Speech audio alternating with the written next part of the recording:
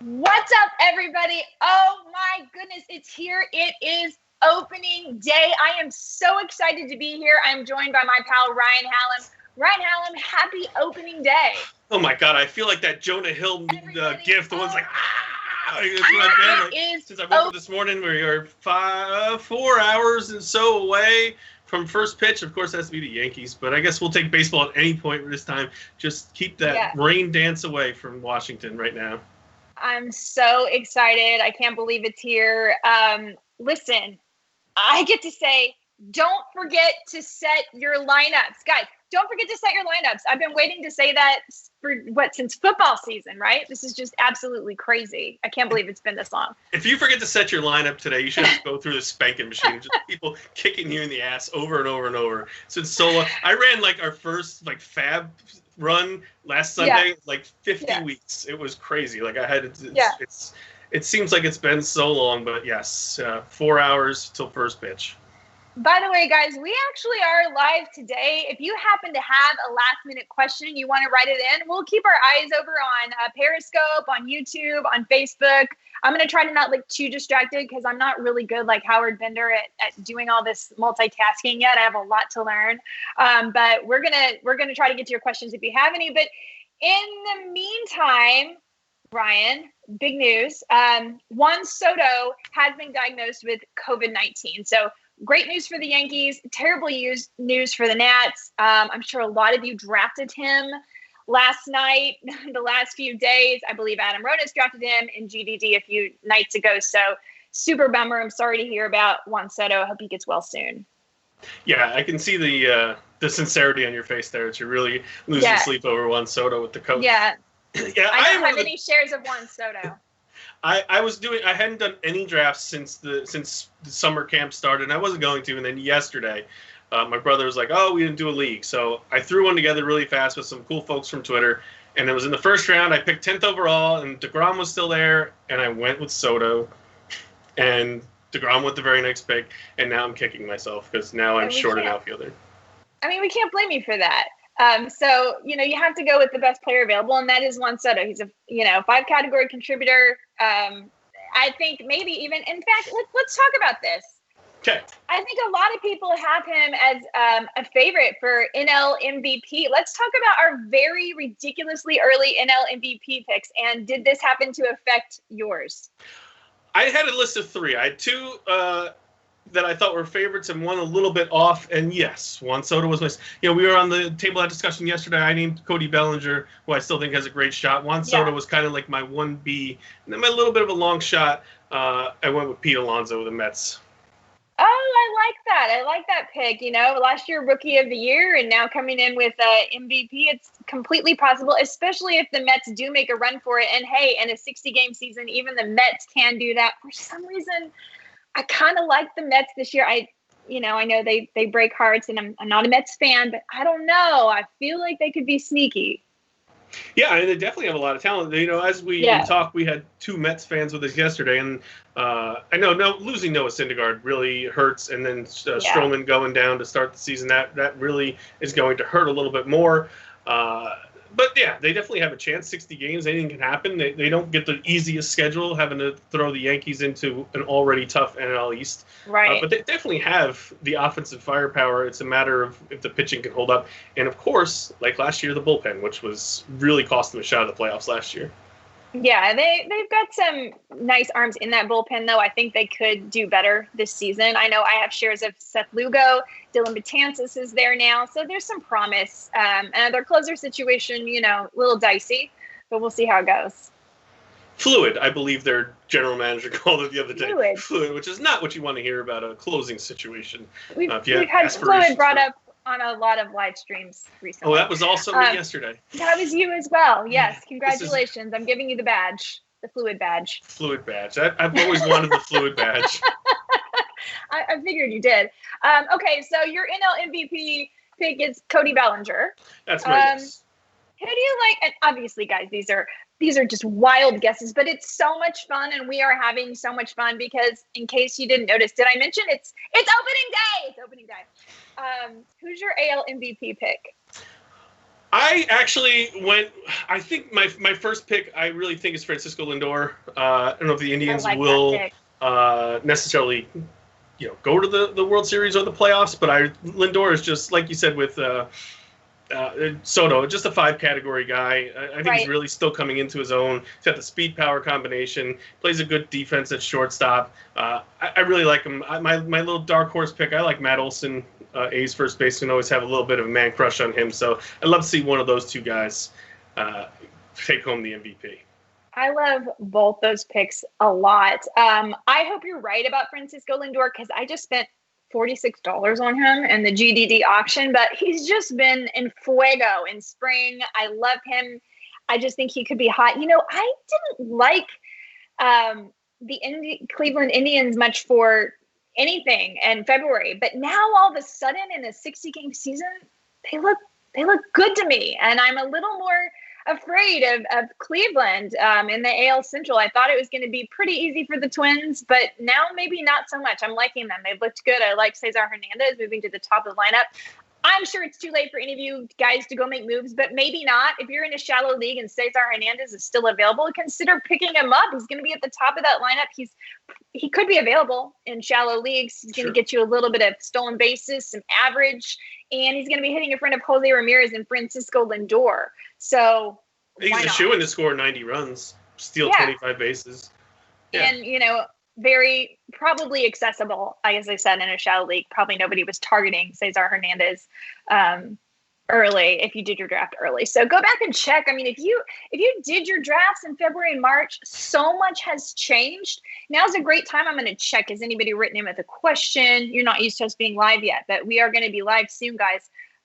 Regularly for questions. So I'm just checking, we can help you if you need to make some adjustments. Some things have changed. There are pitchers that have gone up in value. Rich Hill, Alex Wood, Ross Stripling, Eduardo Rodriguez is now on the IL again. So Boston pitching is all up in the air. Brandon Workman hasn't worked a clean inning. So there's just certain things you might want to know. Feel free to chat us in the next few hours.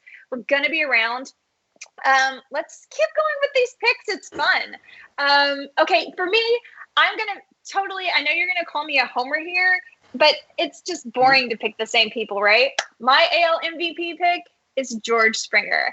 And if you guys don't realize it, but if he hadn't missed 40 games last year, I think he would have been the MVP last year. He was on pace for over 50 homers, 125 RBI, and 125 runs. He's just been phenomenal. He had a 974 OPS in 122 games last year. But here's the real thing.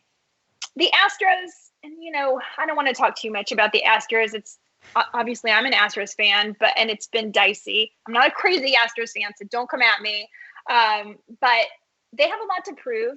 And specifically, George Springer has a lot to prove because he's in a contract year. So whether it's trying to get Houston to see how valuable he is and re-sign him, or if it's trying to prove to every other team in the league, hey, I am not dependent on trash cans to be a great hitter, he just has a lot to prove. We've also seen that he does really well down the stretch in postseason. And so, as the season's kind of on the later side, and remember, when it's warmer, the ball travels further. So a lot of these sluggers, we don't really know how to project, but I have a feeling these guys are fresh and the weather's hot. And I think we're going to see a lot of balls flying out of the park. And I think George Springer has just as good a chance as any to be the home run champ this season. I did think coming into this year back in February that I thought the home runs would be a little down based on all the talk last year of the juiced ball. I have a feeling if they took some time to work on that, I think Major League Baseball wants to see a lot of home runs in these 60 games as well. So I wouldn't be surprised if they dig those balls out from last year again to give us a little excitement. I agree. Besides the weather, I think you're right about the balls. I mean, let's think about what happened with the strike in the 90s. Then the next year you had the home run, Mark McGwire, and race, the home run champ thing. And I think that Sammy Sosa, and that really brought a lot of fans back to baseball. So I don't think cardboard cutouts are going to be the way that we're going to bring a lot of fans back to baseball. But seeing a big home run, bomb that's exciting is fun when you're at home. watching on TV. So, or in real life, but most of us obviously aren't going to get that opportunity unless we're a cardboard cutout. Let's talk about some rookies. Again, we don't really know what's going to happen. We're guessing, but who do you like for the AL Rookie of the Year? This is a tough one because you really don't know what to expect from a lot of these guys in a short season. I think the easiest one is going to be Luis Robert from the White Sox. I think that's who everyone has their eyes on coming into the year. I like Nate Pearson, the Blue Jays starter. I know they optioned him out, but they only optioned him out. He's set to pitch on the 29th, so they optioned him out for 5 days to keep the roster spot open. I don't think Toronto has a lot of great pitching at all. I know Toronto doesn't have a lot of great pitching. And this kid has looked really good in summer. He's dominated, and sometimes he's been out there. So he's somebody that I've really turned my attention to over the past few days. I think he's a great choice. Josh James, I think, has also looked good in summer. And he pretty much has a rotation spot locked up as far as I know. I'm not sure. Is he considered a rookie? I don't think he pitched enough innings last year, but he may have. He's been up for 2. I think this is his 3rd year in the league, though. Yeah, he got suspended last year. Josh James? Was he suspended last year, or was he just hurt? He was not suspended. No. Who was? Are you? No. Who was that? Whitley was. Is that who it was? Maybe I haven't. Forrest Whitley. Yeah, I think that's who you're thinking of, Forrest Whitley. I also have Nate Pearson as my choice because I thought Luis Robert was just too obvious. And by the way, Luis Robert has been phenomenal in spring training. Those of you who got a hold of him, good for you. I think you're going to see a lot. In fact, I think you're going to see a lot out of the Chicago White Sox. I absolutely love them. You know, a week ago, they were 40-1 to win the World Series. Now they're 25-1. That was a bet I should have made a week ago. I really like it. Why not throw $20 on that, right? So much fun. But I also went with Nate Pearson. Just to go a little off the beaten track, I drafted Nate Pearson in my GDD auction league. GDD is a league I play in with a lot of other pros. It's a friendly league, but there's a lot of really sharp baseball minds in that league. And I was able to get him for $3. Obviously, I can't start him this week. I know. I was a little surprised too. After it happened, I was over here being like, I missed news. I thought I must have missed news. You know what I mean? But no, I hope it's a good deal. We'll see. Obviously, they're going to probably hold him down until July 29th because they then will get an extra year of control. And you can't really blame them for that. But you're right. What does Toronto have? Why wouldn't they pitch in? Matt Shoemaker? I mean, I like Matt Shoemaker too, but they need to use Nate Pearson if they can. Okay, so what about NL Rookie of the Year? I think maybe your jersey might be a giveaway. I mean, I hope so. I have a feeling that he's going to have a hard time. And we're talking about Dylan Carlson, in case you don't know. I have him down. I think he's probably the guy with the most buzz and probably the most talent. I just hope that they give him at-bats. I just kick Dexter Fowler. I love Dexter Fowler. He's a great guy in the community. He does a lot of charity work. He's a very nice man, I'm sure. But this contract was a mistake. We got to put the best guy out there, which is clearly Dylan Carlson. So hopefully he finds his way to some at-bats. And I think he would be a shoo-in if he gets in there. Other than that, I had a hard time with Sam Hilliard. There's really not a lot of exciting young rookies. Spencer Howard was a guy that I've been really excited about the Phillies' young pitching prospect, but they optioned him out. And unlike Nate Pearson, it wasn't like I saw news of Spencer Howard optioned for till this day. I just saw Spencer Howard option. So while the Blue Jays the Phillies have a little bit better pitching, so maybe it's going to take him a few weeks to get in here. And Gavin Lux also optioned, so that was another person I think would have been in the pool. We'll see what happens there. I did go with Dylan Carlson for my pick.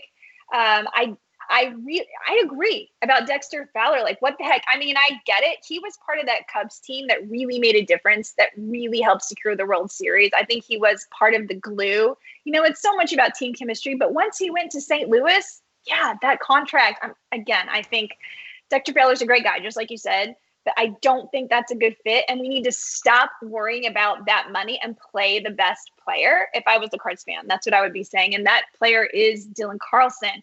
Now, I got Tyler O'Neill for $1 the other night in my auction. Was that a good buy? I like him too. I loved him last year, but he ran into the same problem as he just couldn't get on the field. He also had some nagging injuries. I have to figure Carlson's in front of him, so does he need 2 injuries to go down to?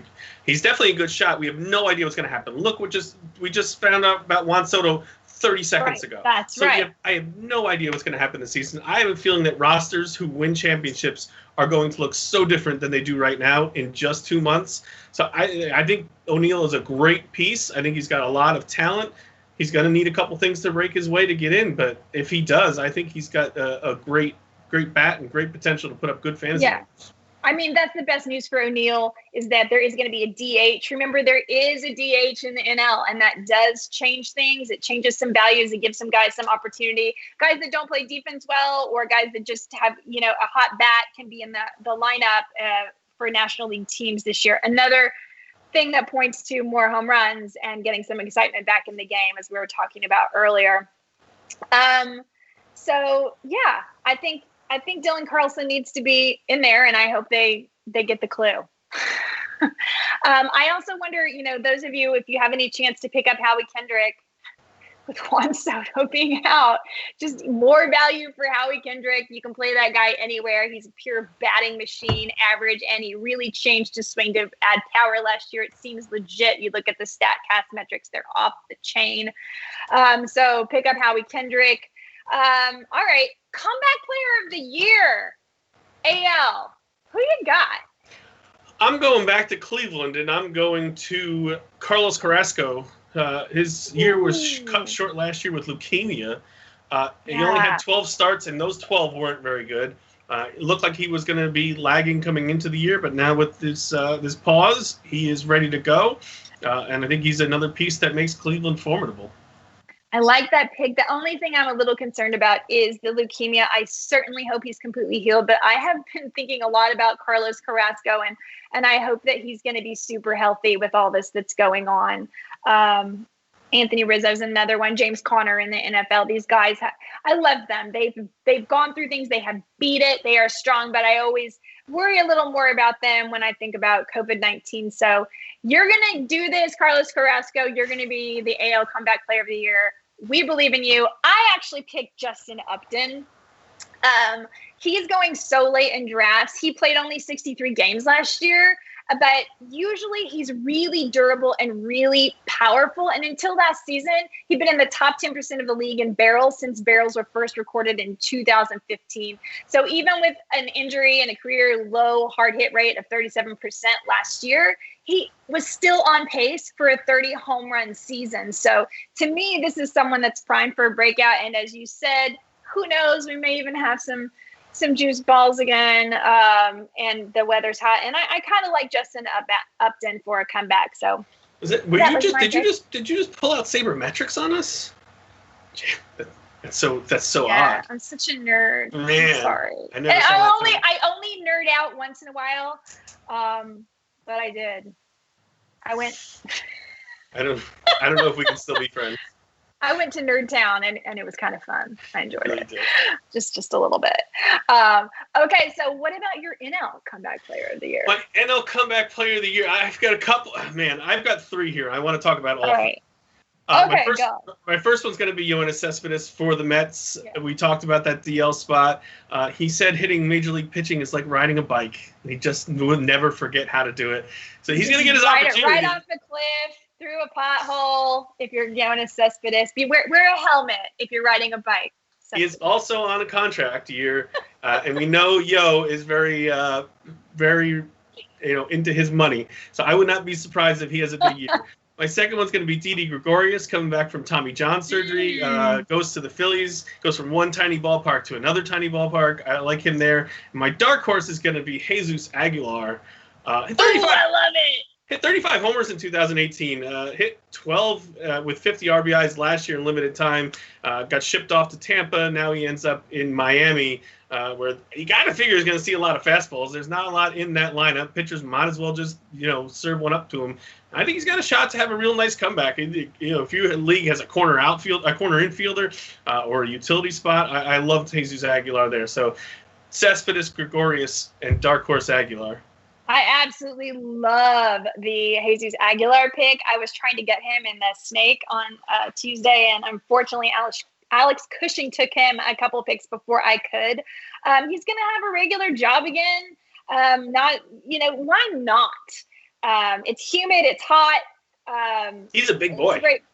Yeah, and there's no reason it can't be Jesus Aguilar. I love that pick. I went with Cespedes. That's the easy call, I guess. Again, we don't have to worry about his defense being a liability. They can just let him bat. That's all he really wants to do. So, and again, as I said, I think the Mets are somehow, I feel like they're sneaky. They might be sneaky good. So I feel like Cespedes, he's the one I went with. What about Breakout Player?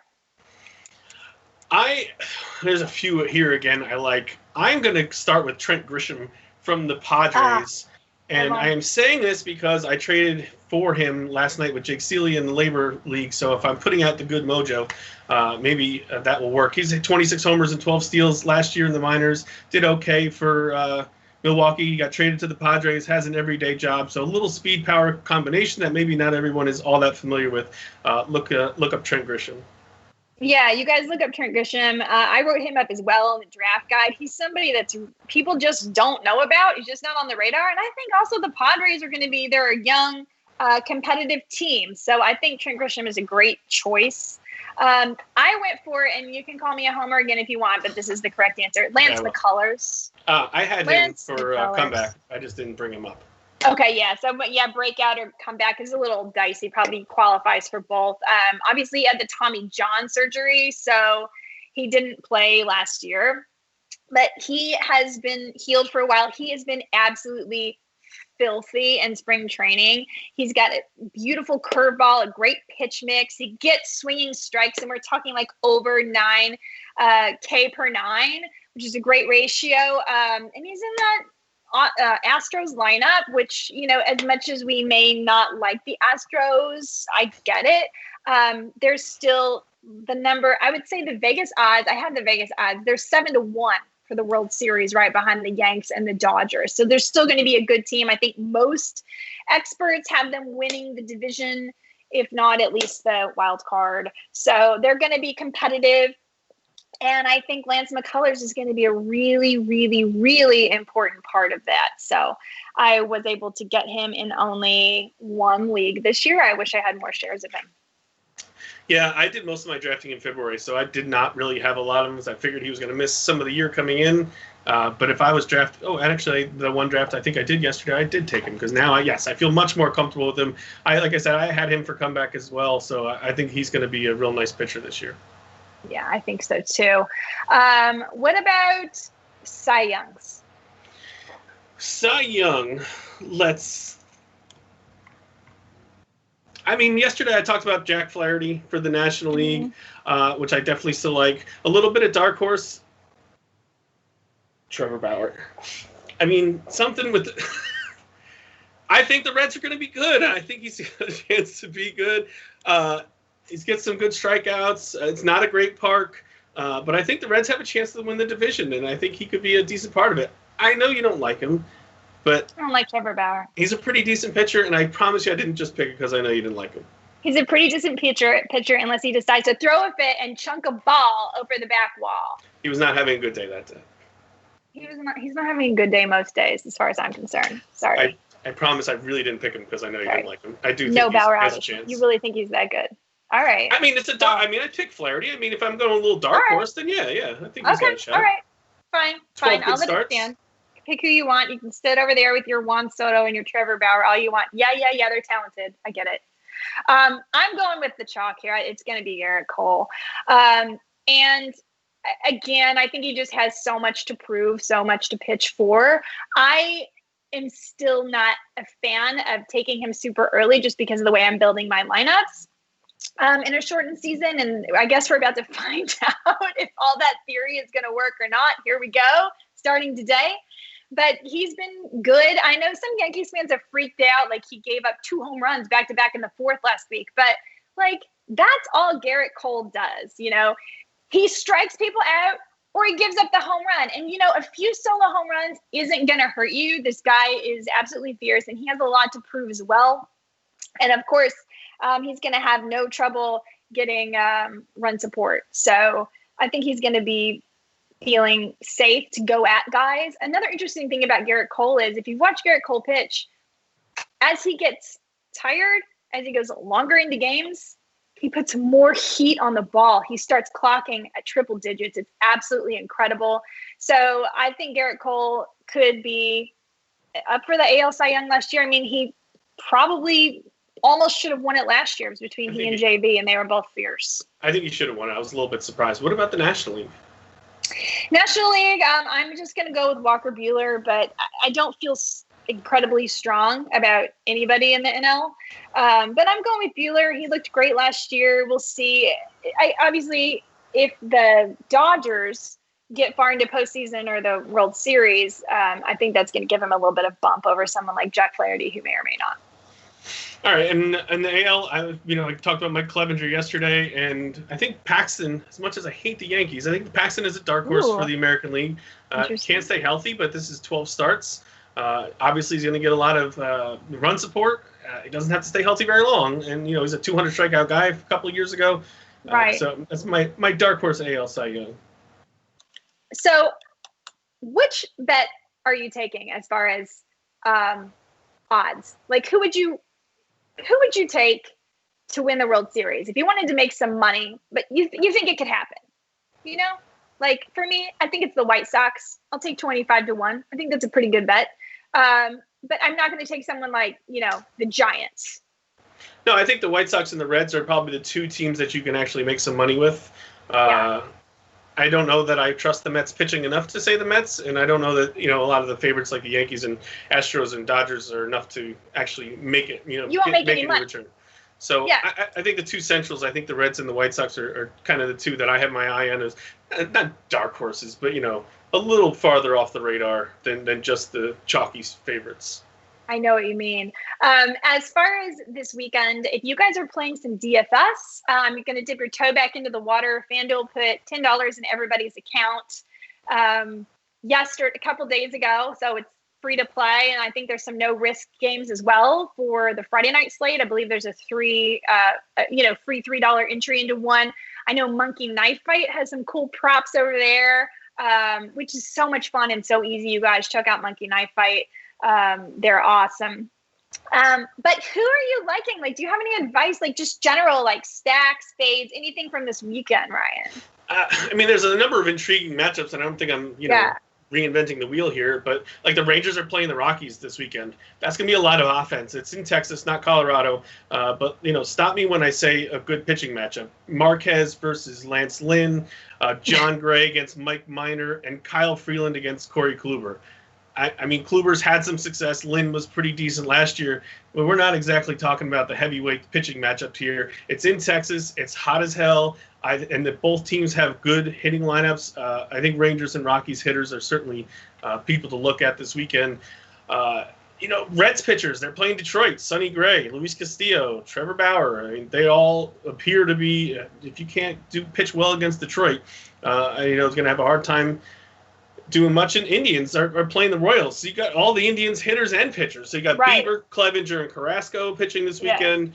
The Royals are pitching Danny Duffy and Singer, and then they haven't even named their third starter yet. So load up on those Indians hitters as well. Those are some things I'm looking at this weekend. I'm looking at the Orioles and Red Sox for basically the same reasons. Like, Red Sox, do they even have a starting rotation? Can you even name a starting pitcher for the Boston Red Sox at this point, or their closer? It's just a mess over there. And the Orioles, they don't even have. John Means, no, they're in a bad situation. So their one all-star that they have, because every team has to have an all-star, is out. That's right. So the Red Sox should tee off. And the Orioles could tee off as well. They are at Fenway. So I think that those guys, you could get some cheap fill-ins there for your slates. The other thing that maybe it's just, too obvious, Astros versus Mariners. Mariners, Marco Gonzalez versus Justin Verlander. It's probably going to cost you so much to get Justin Verlander, but I think the hitters will be just fine at home. because, they could probably still have cameras and trash cans and stuff. So I would definitely roster some Astros as well. And they've looked good in spring. So even though it's been limited, we are already over time. I can't believe it. I've got to go set my lineups. I've got to text with my teammates who are worried. I'm still in this league, guys, where you can do like pickups like the Wild Wild West and literally like, who's starting this weekend? We have to make a pickup right now. So I've got to go make some quick choices. I'm trying to decide if I'm going to get Gretterall. I think I am. Just I have to go get Juan Soto out of my DFS lineups. Go do it. Go get, do not put Juan Soto in your DFS lineups for tonight. Please go make that change right now. In the meantime, you guys, enjoy opening day, whatever you're doing. If you're having Cracker Jack, if you're watching it on TV, if you're watching it on the computer, I certainly hope it isn't blacked out for you. Wherever it's supposed to be, come on, MLB, get with the picture. In the meantime, we will be available for you in chat, on social media this weekend. Follow us on Facebook, on Twitter, on YouTube, even now on Twitch. For Ryan Hallam, I'm Jen Piacenti. Happy opening day. We'll catch you next time.